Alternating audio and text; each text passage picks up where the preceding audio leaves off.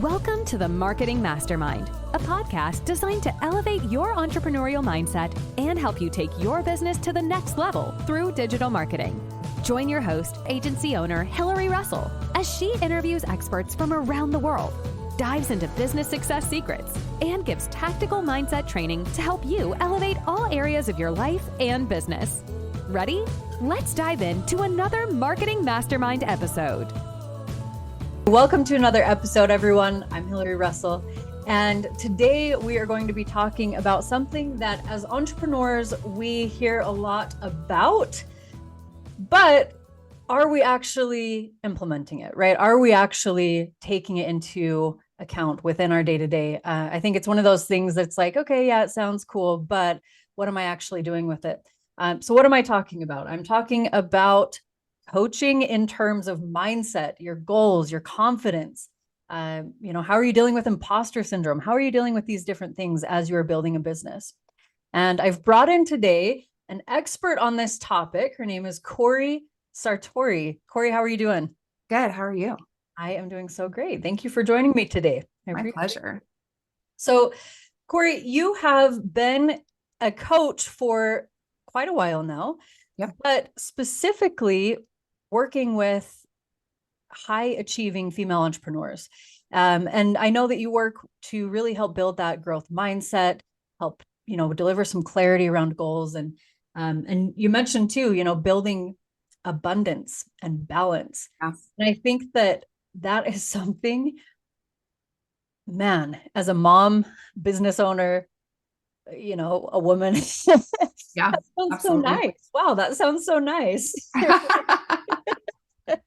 So before we dive in, because I know we're gonna have fun talking about these different topics. Before we dive in, tell us a little bit about how you got started. How did you become a coach? Okay. So I started my own self-development journey in 2013. Before 2013, I was like not awesome. I was in toxic codependent relationships. I would drink daily to avoid my problems. I didn't really set goals. Like I was going nowhere fast. I was really good at like running away from my problems. I'm like, oh, there's a problem in my life. Let me move to San Francisco. Let me move to Denver. Like I was really good at not facing things in the moment, not dealing with it. And after living in the Bay Area for a couple of years, I moved back to Salt Lake City in 2013 and was still like, what am I doing with my life? What are my goals? I just wasn't happy. And luckily I had some great friends that introduced me to some books, and I got a job where the company was really committed to self-development. And so I started diving in. I started doing vision and goal work. I started to build my confidence. I started to push myself out of my comfort zone every day. I started to realize that my ego had been running the show for years. Like I just started building so much self-awareness about who I was and how I was showing up in the world. Because before that, I had no idea, right? Like you don't know what you don't know. I didn't know that I pretty much sucked.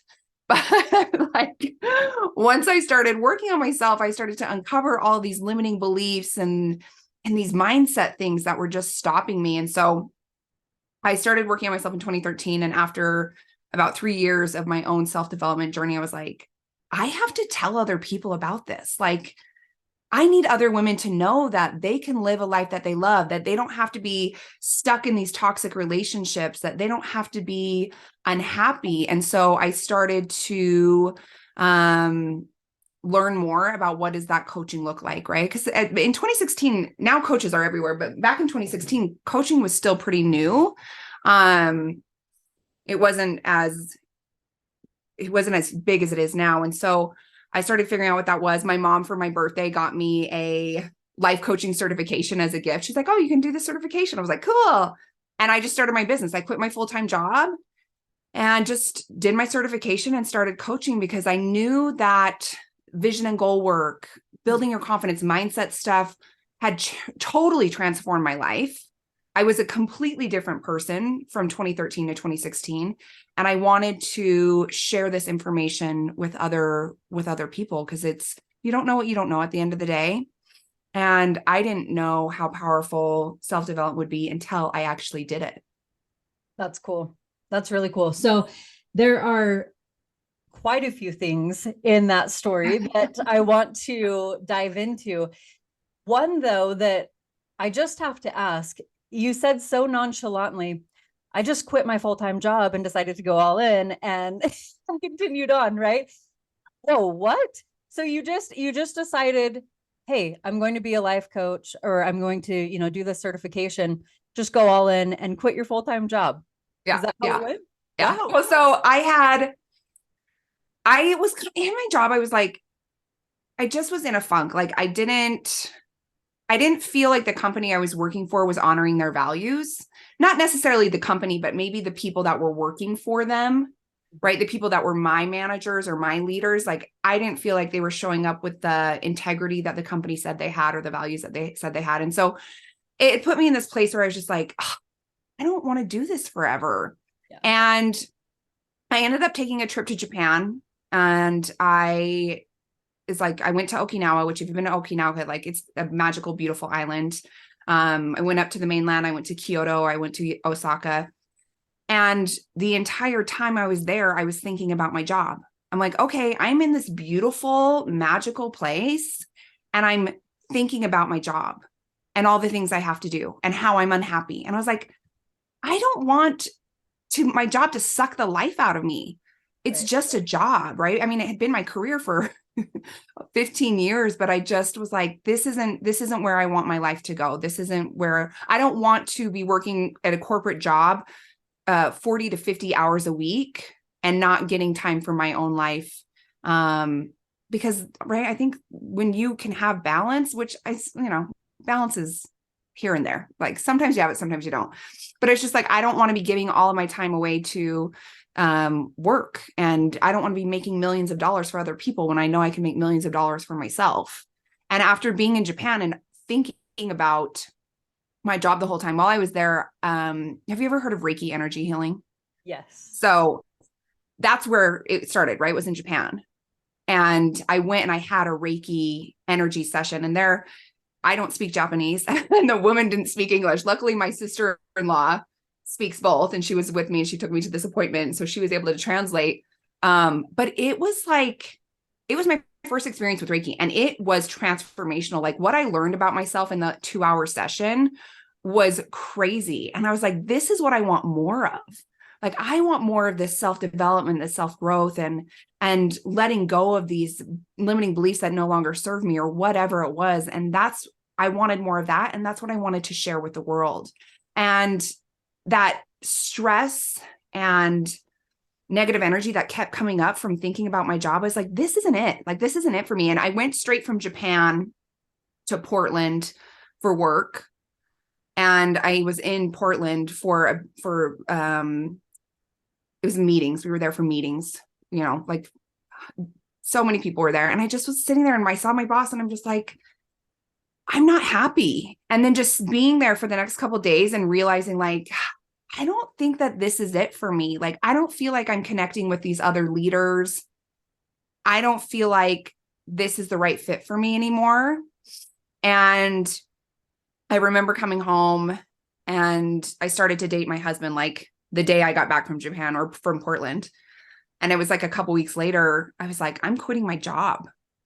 I'm making over $100,000 at this time. And he's like, what are you? No, don't. What? You have to pay a mortgage. Like, you have all these things. And I was like, I don't care. I'm not going to do this. I'm not going to stay somewhere that is not bringing me joy. It's not adding value to my life.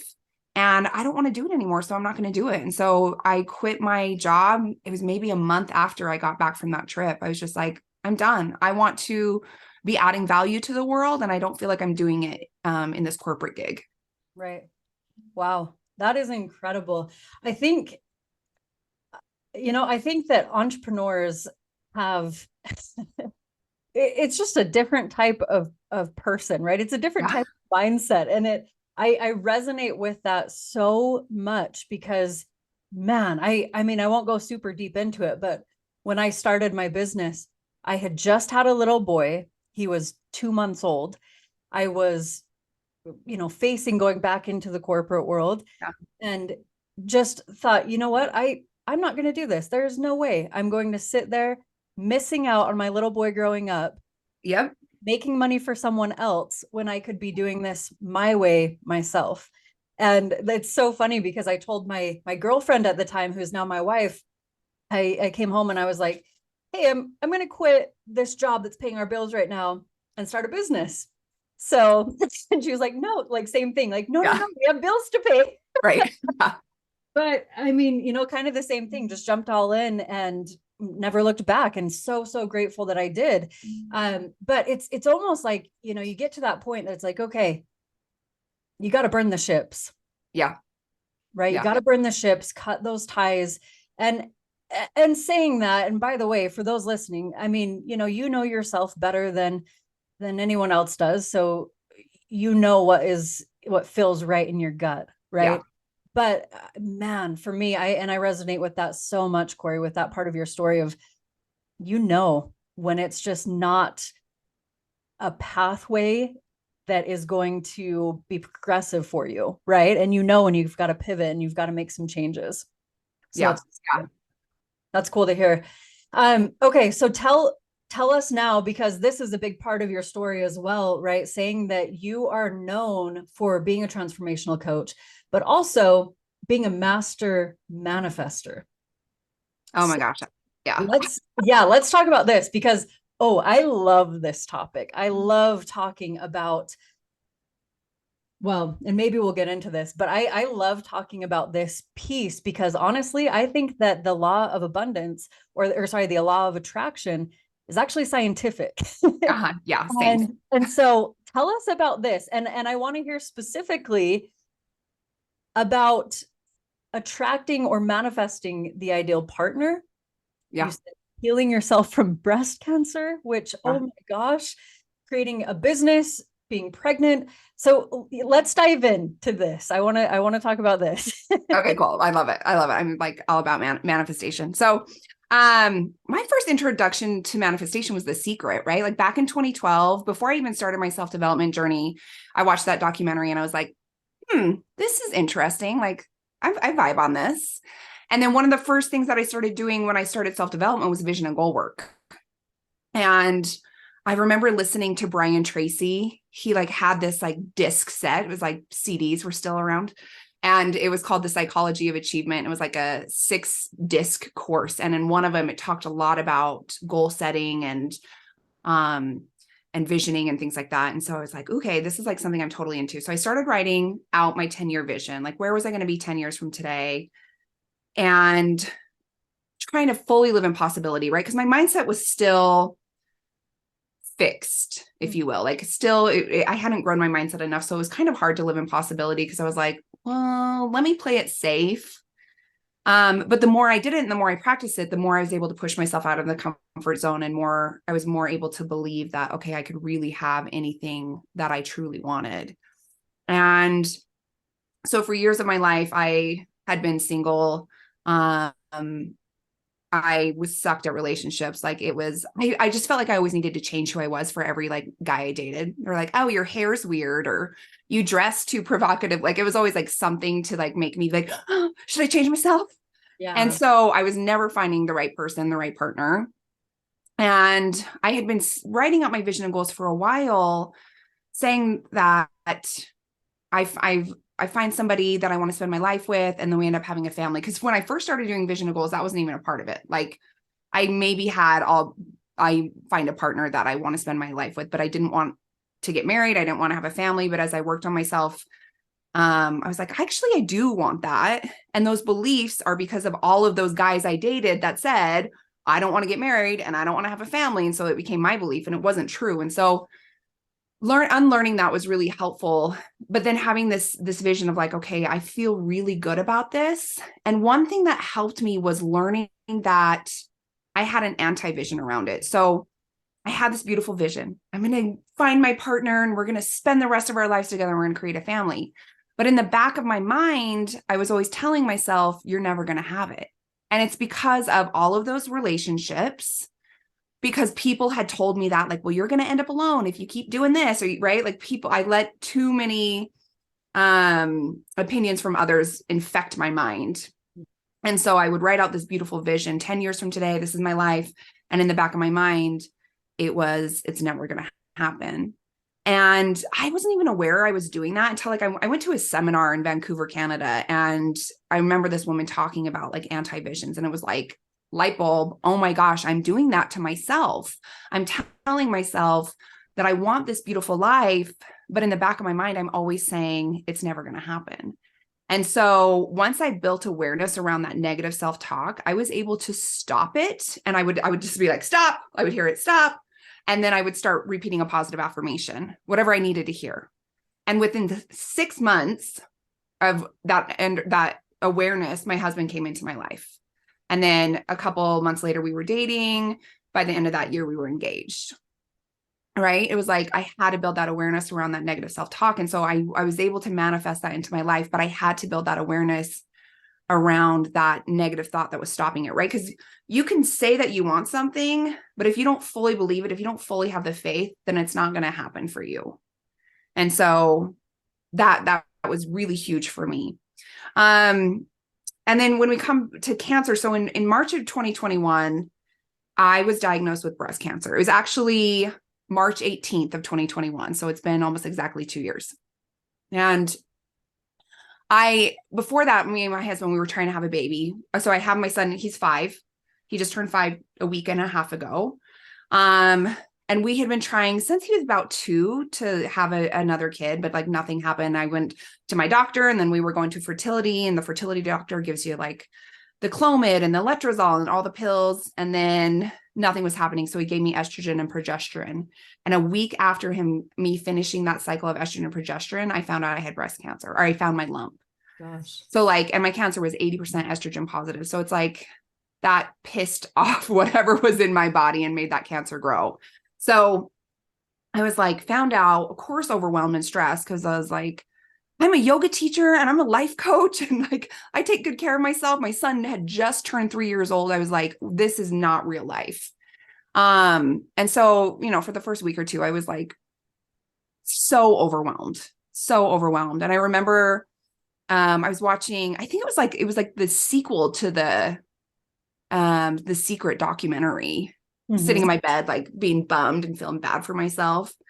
And at the end of that documentary, this guy says, you have to be grateful for all this shit. If you want to have a true gratitude practice, you have to be grateful for all this shit. And I was like, oh my gosh, I have to be grateful for cancer, because I had prided myself on gratitude. Like, I'm like, I am so grateful. Like, I have such a good gratitude practice, right? It's part of who I am.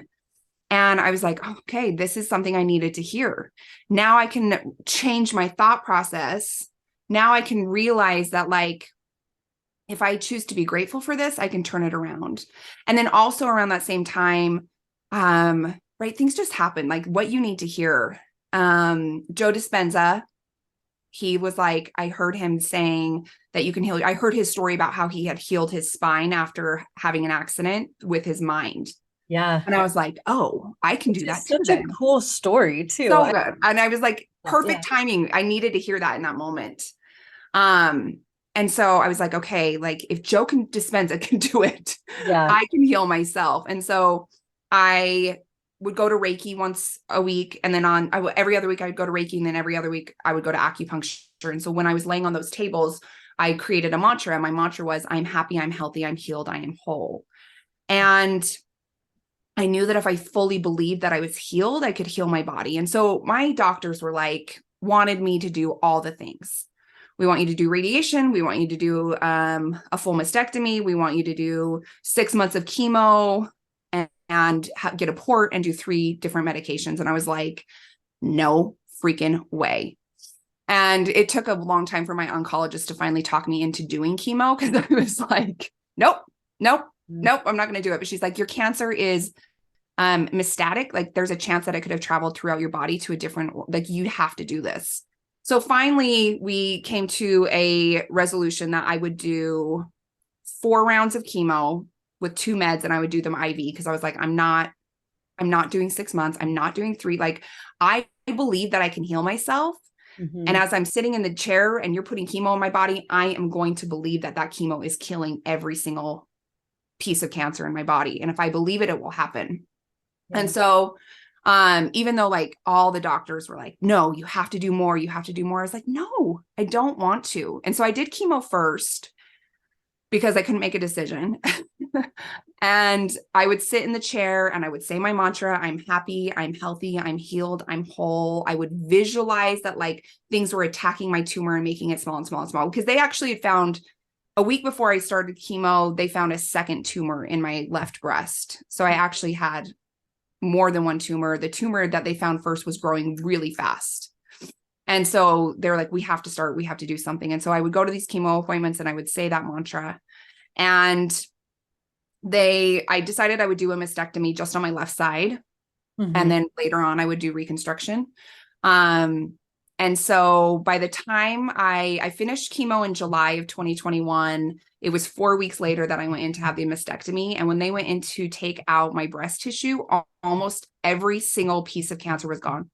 There was just a couple specks of it left, but it was almost completely gone. And I was like, I know that happened because I believed that I was healed. Mm-hmm. And they wanted me after that, they wanted me to do radiation. And I was like, no, I'm not going to do that, because I know if I fully believe I'm healed, I know that if I fully believe for the rest of my life that cancer's not coming back, it's not going to. Like if I live in fear, heck yeah, it's going to come back, but I'm not going to do that. And so I that's what I did. And I fully believed it. And I'm as healthy as I can be now. Yeah. After that, well, let me go back. So I shared with you, we were doing fertility treatments. Mm-hmm. Because I was going to do chemo, they suggested I do IVF, because chemo can go into your ovaries and it can wreck your eggs. Right. And so it was 2 or 3 weeks before I started my chemo that we chose to do the IVF.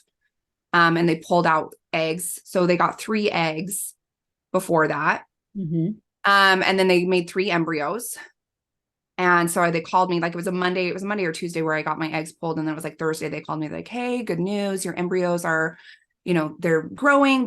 It's awesome. And then Monday, which was the week of my birthday, my fertility doctor called me and he's like, none of your embryos lived over the weekend. You don't have anything to save. And I was devastated. Like hearing that I might not have the chance to have another kid was more devastating for me than you have breast cancer.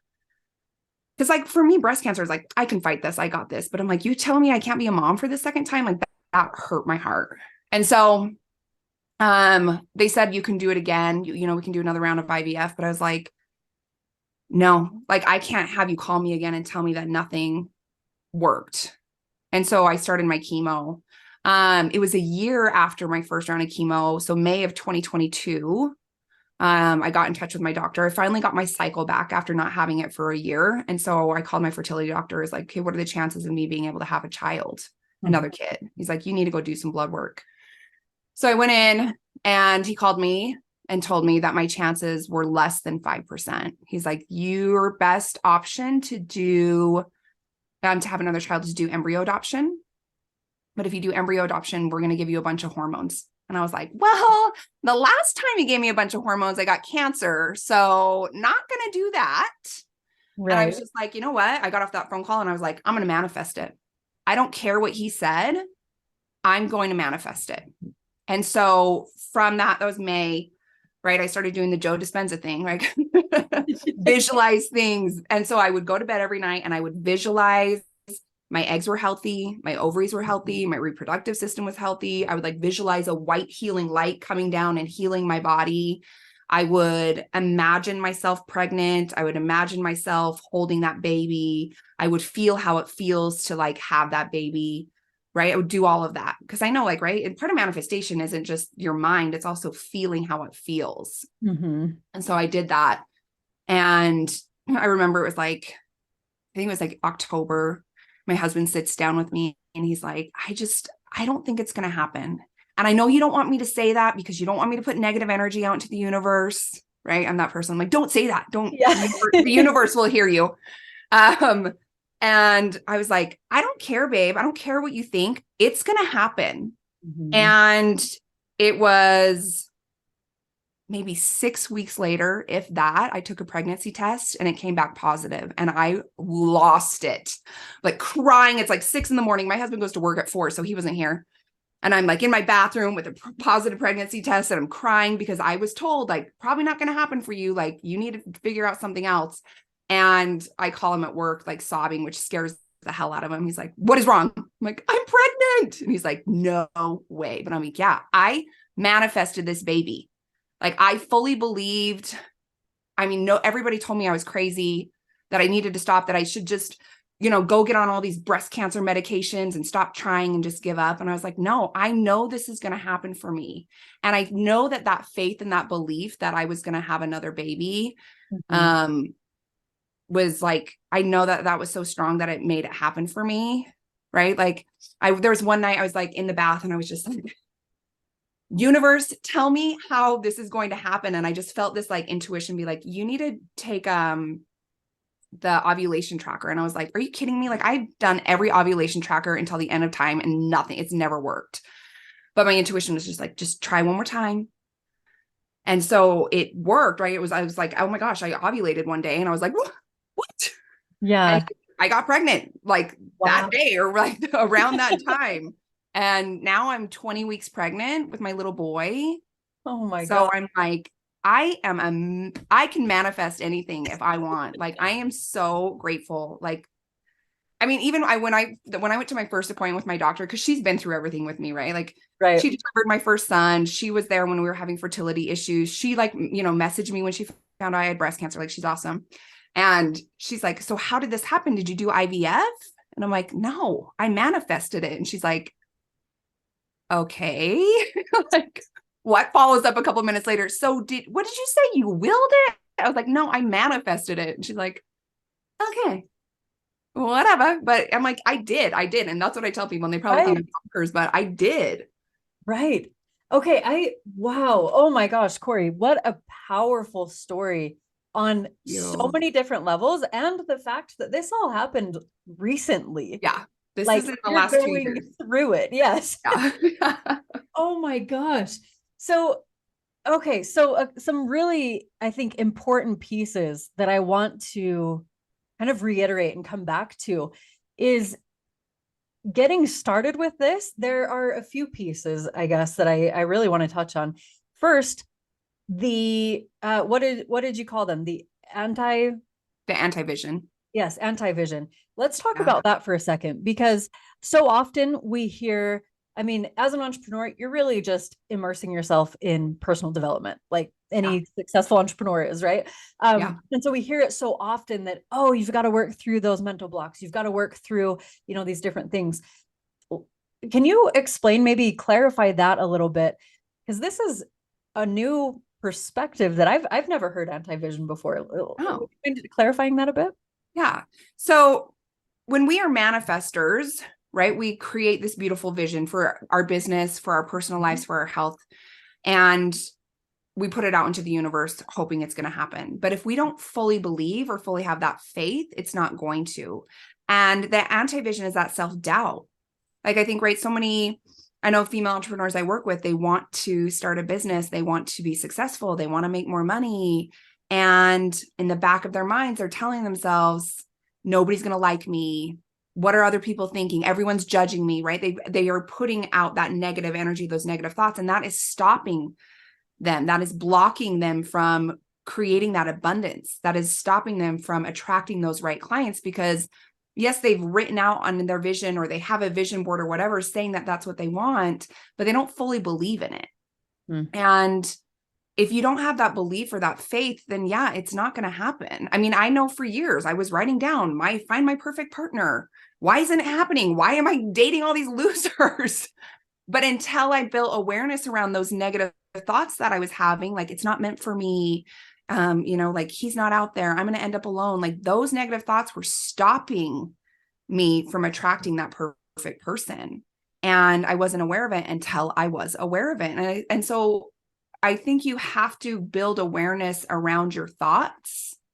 And once you do, like, I just talked to a client before we got on this call, and she was telling me that she now, after working together, is so aware of when the negative thoughts come in her mind, she stops them and she'll start saying a positive affirmation. And I'm like, good, like that is exactly what you need to do to start creating the life that you want, to start attracting the experiences, the people, the situations, so you can have the life you want, so you can have the business you want.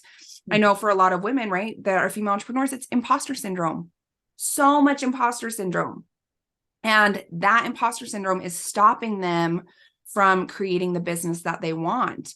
And so until they can get awareness around those thoughts, clarity around, maybe why they're coming up so they can let go of it, they're going to keep those clients or that money or whatever at a distance. And so I always tell my clients, I'm like, you need a journal about things that come up in the day. What were your wins? What were your obstacles? Because that's going to help you build awareness around, well, where's my thinking at? Because it's all in your mind, right? We can create anything with our mind. Our minds are powerful. Man, I made it so I could get pregnant, right? Like you can create anything, but if you don't fully believe, you're never going to have it. That's powerful. That really is. There's those very common things that we hear, buzzwords, even like imposter syndrome and things that we all deal with. But that's such a refreshing perspective to look at it with the intention of, this is something I can change, right? This is something that I can very intentionally change. So I love that so much.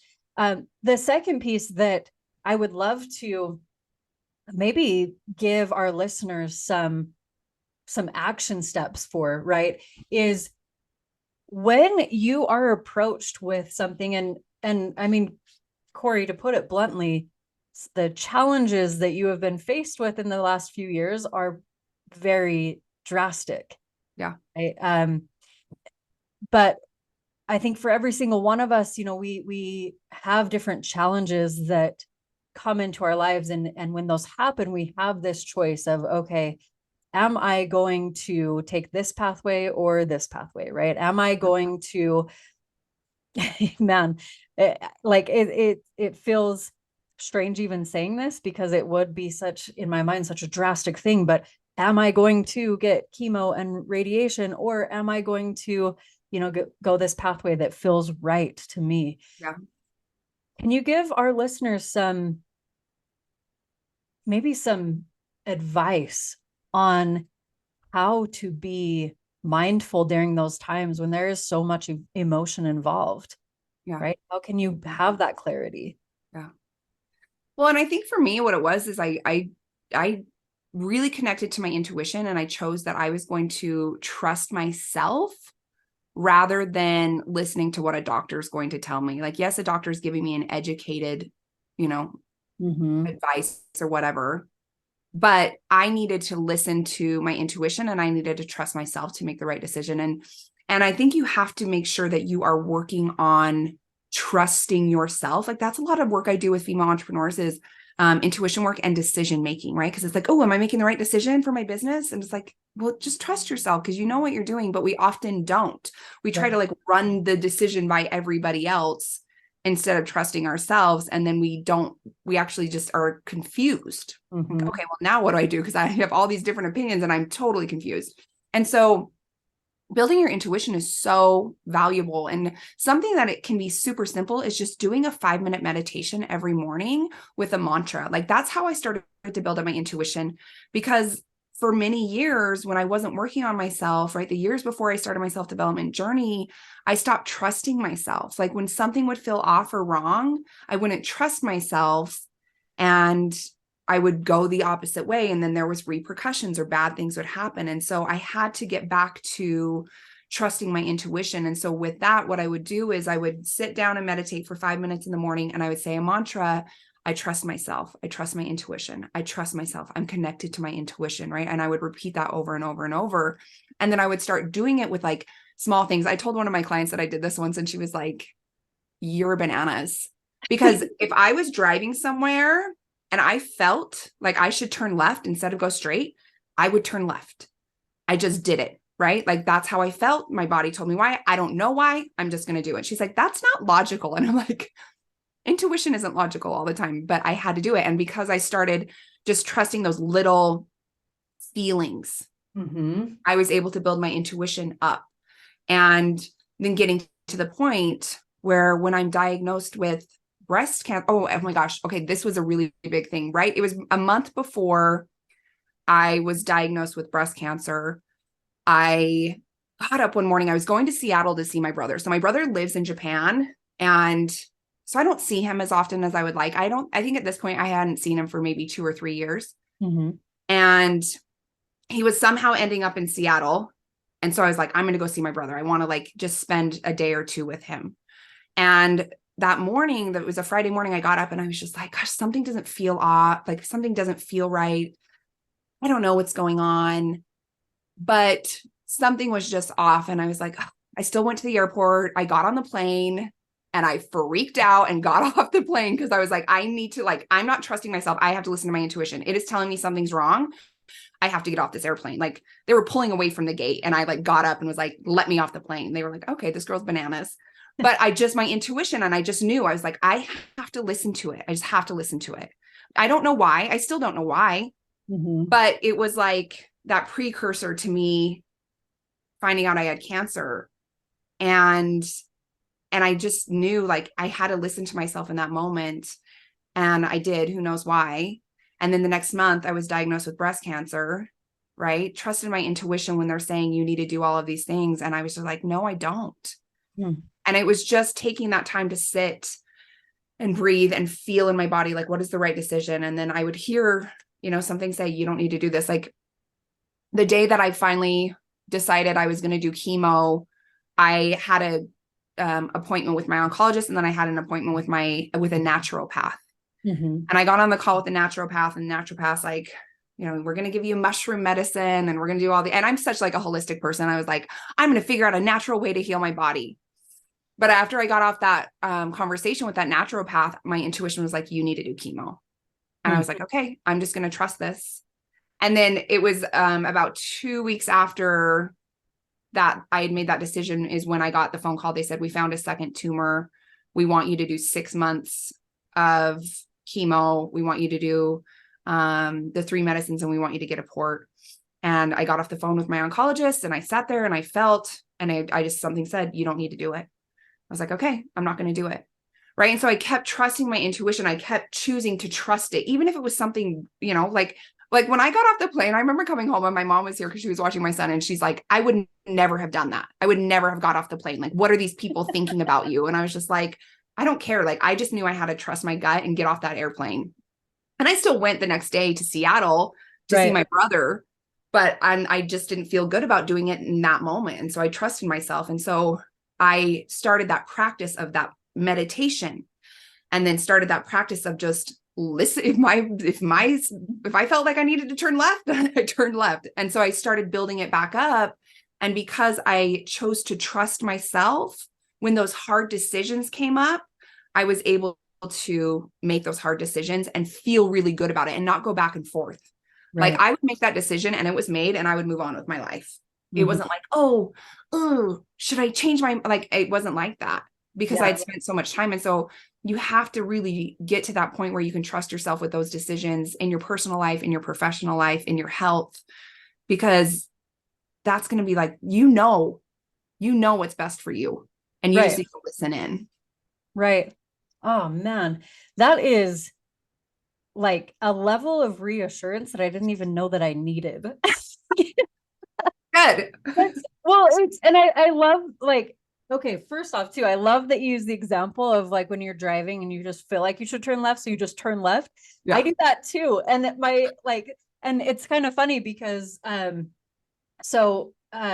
wife is very intuitive as well, and there will be times, I mean, not quite as extensive as getting off an airplane, but there will be times that we have like a weekend trip planned, or something planned, and she gets a feeling, or I get a feeling, or something that it's like, no, we shouldn't go, or we should do this instead, and we just don't do it, and so it's so cool to hear that. But what you said at the beginning there, though, man, I will say this.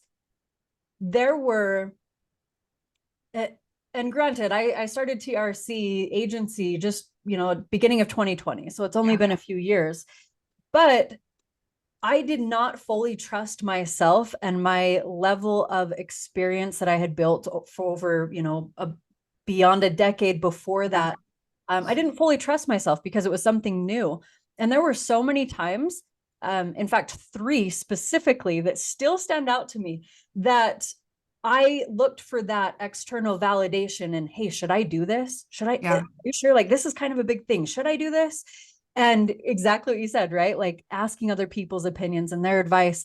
And I kick myself for those things now, because it's funny that, now almost 3 years later, I'm actually doing those exact things, that because now I have the level of trust and, confidence in my decisions to move forward with that versus looking at other people's opinions. So I think that's such a powerful thing and such an actionable piece of advice that you gave, to just start practicing those even small intuitive moments. Yeah. It's powerful because they build on, right? They build on top of each other. Right. Right. That's amazing. So, Cori, what advice would you give to entrepreneurs who are, at that beginning stage of knowing that there is something better for them out there, knowing that there is something more for them, but not quite knowing how to move into that, right? Yeah. I mean, I think trusting yourself, trusting that you know what's right. Mm-hmm. But I think something that's powerful, like even just a practice of connecting to your purpose, like figuring out, like thinking, even something I like to do is like, think about who you were when you were a kid. Like, what were you passionate about? What were you excited about? What lit you up? Like, what were the dreams that you had? Because a lot of times when we're kids, we will tell our mom, oh, I'm going to be a famous actress, right? And then your mom's like, no, you're not. That's never going to happen. Or like a teacher will destroy your dreams, or somebody in the community, right? Somebody will tell you like, oh, that's not meant for you, or don't do that. You're not going to make enough money, right? And so then we start having these limiting beliefs about who we are and who we can be. And then we go and we go to college and we do a corporate job because that's what we're told to do, rather than following our passions and following our dreams. And we know energetically, like we intuitively know what is right for us. And so taking time to sit down and think about like, well, what is my purpose? Like, what is my calling in life? Why am I here? And think about your experiences. Cause I look back on my experiences, like a lot of my 20s was a really hard time in my life. Like it was brutal. But if I didn't go through that really hard relationships, life experiences, drinking all the time to run away from my problems, I wouldn't be the person I am today. Mm-hmm. I wouldn't be able to help all of these women and men that I've helped in the last, 7 years running my business. And I'm so grateful for that, right? Like all those hard things helped me to be strong enough to overcome breast cancer. All of those hard things helped me to fight through infertility. And I think that you know exactly what you need to be doing. What stops us is the fear of failure, the fear of what other people think, the fear of not being good enough. Like those limiting beliefs and those fears are usually what stop us as early entrepreneurs. Like, you think a lot of entrepreneurs in those first 5 years fail, and it's not because of the lack of knowledge. It's not because of the lack of money. It's because of the fear. It's what they're telling themselves. It's that mindset of I'm not good enough. Here comes your imposter syndrome, right? Like, who am I to tell these people XYZ, whatever. And when you're not continually working on your mindset, when you're not continually working on yourself, those fears will get in your head. That imposter syndrome will get in your head, and it may not stop you completely, but it will definitely slow you down. And so, definitely connect to your intuition and work on yourself every single day, especially your mindset. Like I was telling you earlier, I'm like, I hire coaches. I have a coach. I love coaching people because I know that I've been where these female entrepreneurs are and I can help them. And so you have to be committed to investing in yourself mentally, emotionally, physically, spiritually, like all of it, if you want to be a successful entrepreneur. Because even if you're in year 10, there are going to be times where that fear comes up. It's not going to be, as a brand new entrepreneur, it's going to be something new. It's going to be something different. It's going to be like, oh, scaling my business. Like those fears will come up. Making millions of dollars, those fears will come up. And that will either stop you or slow you down. And so as a new entrepreneur, I would say your commitment right now needs to be in trusting yourself, connecting to your intuition, and working on your mindset every single day. and hire a coach. Coaches will help you. I was telling somebody the other day, I'm like, I have 3 coaches right now because they help me with different areas of my life and business. And I love it. It's the best investment I'm ever going to make. Right. Yeah. I can vouch for that 1000%. The best investments I've ever made have been investments in myself. And likewise, I mean, for anybody listening, I also will say having a coach will make a world of difference because it gives you that perspective and maybe that foresight even that you can't see yourself. Right. Yes. And at every single level of success, of development, of, any aspect of our lives, there are new challenges. So it is incredibly valuable. Cori, this has been such an inspiring and powerful conversation. Thank you. Can you please share with all of us, where can individuals find you if they want to learn more, work with you, or do yoga with you even? Oh, yeah. Well, I do teach yoga here in Salt Lake City at Core Power Yoga. I teach at the Foothill location and Trolley location, so you can catch me on the schedule. I love teaching yoga. It's like so fun for me. But I also teach yoga. I do one-on-ones, but if you want to catch me at a Core Power, that's where I will be. I am on social media, Cori Sartori on Facebook. Instagram is Coach Cori Sartori. And then I'm on LinkedIn as Cori Sartori. So it's pretty simple. I don't think there's a lot of Cori Sartoris out there.